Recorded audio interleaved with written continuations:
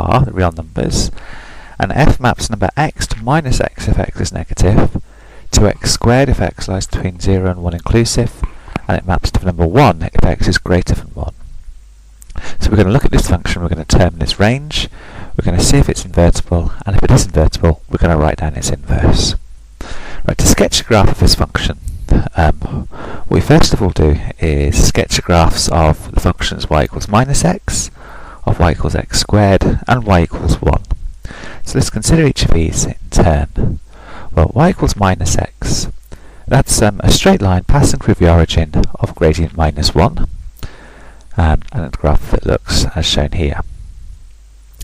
Y equals x squared is a quadratic passing through the origin, so it takes a classic quadratic profile as shown here, and a graph of y equals 1 is a horizontal line passing through the y-axis at 1. What we now do to sketch a graph of y equals f of x is to superimpose each of these graphs onto the same axes, but only over the relevant part of the domain. So for example, when x is less than 0, the only part of the graph we plot is that of y equals minus x. When x lies between 0 and 1, we plot the quadratic curve, and when x is greater than 1, we plot the horizontal line. So this means the graph of y equals f of x looks as shown here.